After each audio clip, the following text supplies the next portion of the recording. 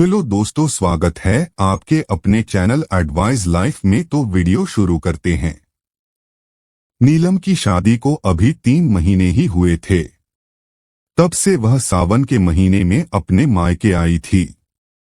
रक्षाबंधन पर अपने 2 छोटे भाइयों को राखी बांधने के बाद उसे अपनी ससुराल लौट जाना था। रक्षाबंधन 10 अगस्त को था। 3 अगस्त को जब वह घर में मां के साथ कामकाज में हाथ बंटा रही थी, तभी उसके मोबाइल की घंटी बजी। वह काम छोड़कर कमरे में गई और मेज पर रखे मोबाइल को उठाकर देखा। फोन उसके पति बाबूराम का था। उसने तुरंत कॉल रिसीव की। उसके हेलो कहते ही बाबूराम की आवाज सुनाई दी, नीलम तुम दातागंज आ जाओ, मैं तुम्हें गोपाल सिद्ध का मेला दिखाकर लाऊंगा।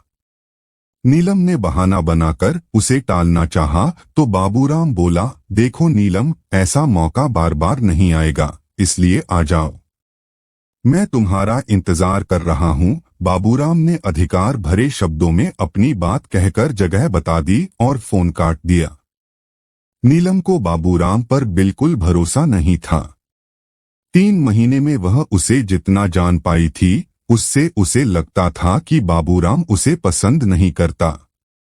लेकिन वह उसका पति था और जिद कर रहा था, इसलिए जाना उसकी मजबूरी थी।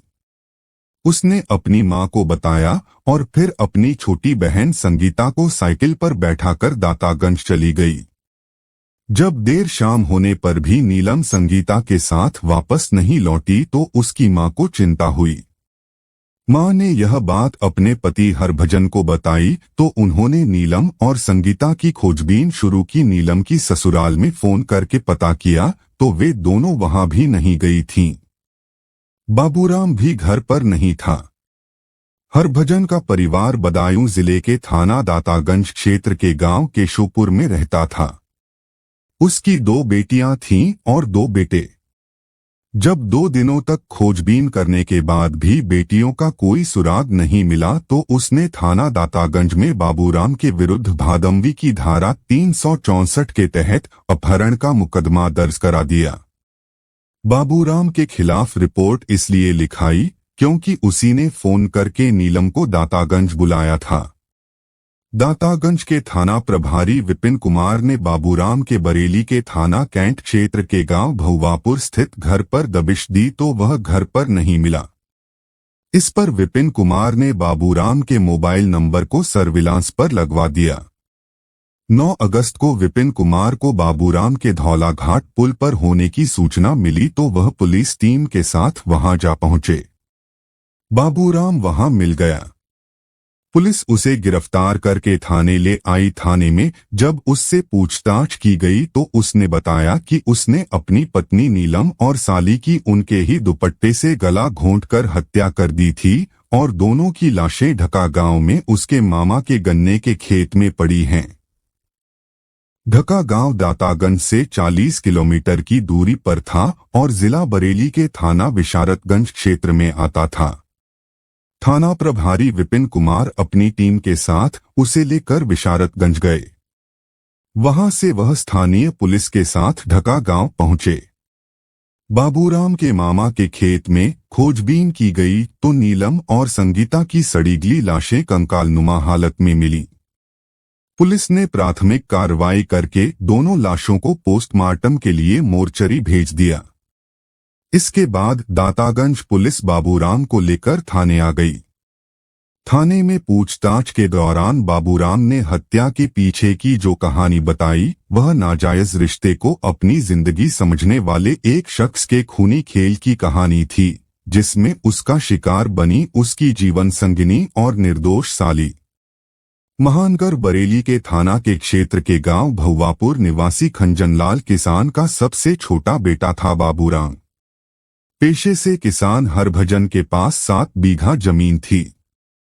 उसी से उसके पूरे परिवार का भरण पोषण होता था। बाबूराम ने इंटर तक पढ़ाई की थी। इसके बाद वह पिता के साथ खेती के काम में हाथ बंटाने लगा था। बाबूराम की ननिहाल बरेली के ढका गांव में थी। उसके मामा की 3 बेटियां थीं। जिनमें गीता परिवर्तित नाम सबसे बड़ी थी। 18 साल की गीता का यौवन खूब दमकता था, वह थी भी खूबसूरत। बाबूराम अक्सर अपने मामा के घर आता रहता था। गीता से उसकी खूब पटती थी। दोनों के बीच भाई बहन का रिश्ता था। बचपन से एक दूसरे के साथ खेले थे, इसलिए एक दूसरे से काफी घुले मिले हुए थे। जब दोनों जवान हुए तो बाबूराम को गीता की खूबसूरती कुछ अलग ही नजरिए से सुहाने लगी। रिश्ते की याद आती तो वह गीता पर से नजरें हटाने की कोशिश करता, लेकिन उसका दिल उसे ऐसा करने की इजाजत नहीं देता था। बाबूराम ने बहुत कोशिश की कि वह रिश्ते की मर्यादा बनाए रखे, लेकिन दिल के मामले में उसका वश नहीं चला। वह कोशिश करके हार गया। बाबूराम ने महसूस किया कि वह गीता को चाहने लगा है। उसके दीदार से उसके दिल को सुकून मिलता है और आंखों को ठंडक। गीता जब उसके साथ नहीं होती तो उसे कुछ भी अच्छा नहीं लगता। उसके बिना जीने की कल्पना करना भी बेईमानी है। लेकिन गीता का साथ पाने की उसकी इच्छा तभी पूरी हो सकती थी जब वह भी प्यार का जवाब प्यार से देती। काफी सोच विचार के बाद बाबूराम ने फैसला किया कि वह गीता से अपने दिल की बात जरूर कहेगा। गीता की वजह से बाबूराम अधिकतर अपनी ननिहाल में ही पड़ा रहता था। बराबर उसके संपर्क में रहने के कारण गीता भी उसके आकर्षण में बंध सी गई थी। बाबूराम के साथ रहने पर उसे भी दुनियादारी की सुध नहीं रहती थी। एक दिन गीता अपने कमरे में बैठी हुई थी कि तभी बाबूराम आ गया। वह मन ही मन ठान कर आया था कि गीता से अपने दिल की बात जरूर कहेगा। वह उसके पास बैठते हुए बोला, गीतू, आज मैं तुमसे कुछ कहना चाहता हूँ, पीछे नहीं हटना चाहिए। जिंदगी में सच्चा प्यार हर किसी को नहीं मिलता। ऐसे में वह बाबूराम के प्यार को क्यों ठुकराए। काफी सोच विचार कर उसने फैसला कर लिया कि उसे क्या करना है। अगले दिन की सुबह गीता के लिए कुछ अलग ही थी। बाबूराम के प्यार में डूबी हुई। वह खोई खोई सी थी, लेकिन किसी को भनक तक नहीं लगी कि उसके दिमाग में क्या चल रहा है। उधर उस दिन गीता को बेसब्री से बाबूराम के लौटने का इंतजार था। बाबूराम रात को लगभग 9 बजे घर लौटा और घर के लोगों से मिलकर गीता के कमरे में आ गया। उसने आते ही गीता से पूछा, गीतू, जल्दी बताओ, तुमने क्या फैसला लिया। बाबू, मैंने रात भर काफी सोचा और फैसला लिया कि गीता ने अपनी बात बीच में ही रोक दी। यह देख बाबूराम के दिल की धड़कन तेज हो गई। वह उत्सुकतावश गीता का हाथ पकड़कर बोला, बोलो गीतू, मेरी जिंदगी तुम्हारे फैसले पर ही टिकी है। तुम्हारे इस तरह चुप हो जाने से मेरा दिल बैठा जा रहा है। बाबूराम की हालत देखकर गीता एकाएक खिलखिलाकर हंस पड़ी। उसे इस तरह हंसते देखकर बाबूराम ने उसकी ओर सवालिया निगाहों से देखा तो वह बोली, मेरा फैसला तुम्हारे हक में है। यह सुनकर बाबूराम खुशी से झूम उठा और उसने गीता को बाहों में भर लिया। गीता खुद को उससे छुड़ाते हुए बोली, अपने ऊपर काबू रखो। अगर किसी ने हमें इस तरह देख लिया तो कयामत आ जाएगी। हमारा प्यार शुरू होने से पहले ही खत्म हो जाएगा। क्या करूं गीतू, तुम्हारा फैसला सुनकर मैं पागल सा हो गया था। ठीक है, लेकिन लोगों की नजर में हम भाई बहन हैं, इसलिए वे हमारी शादी नहीं होने देंगे। वहां पहले से तय जगह पर बाबूराम उसे इंतजार करता मिला। वह दहेज में मिली बाइक से आया था। नीलम की साइकिल एक जगह खड़ी करवाकर बाबूराम दोनों बहनों को बाइक पर बैठाकर मेला दिखाने ले गया। जब शाम होने लगी तो वह उन दोनों को बाइक पर साथ लेकर दातागंज से 40 किलोमीटर दूर ढका गांव की ओर चल दिया।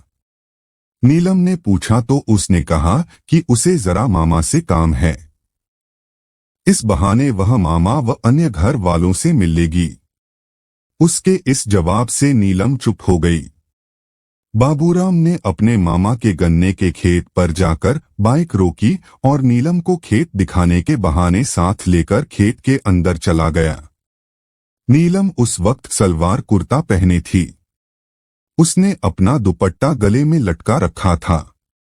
खेत के अंदर जाकर बाबूराम ने उसी दुपट्टे से गला घोंटकर उसकी हत्या कर दी। वह बेचारी चीख भी न सकी।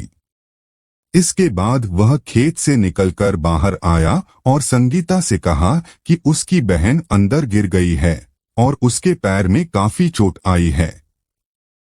यह सुनकर संगीता उसके साथ खेत के अंदर चली गई।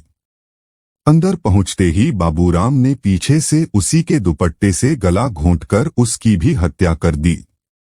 संगीता की हत्या करना बाबूराम की मजबूरी थी, क्योंकि अगर वह उसे नहीं मारता तो वह सब कुछ अपने घर वालों को बता देती।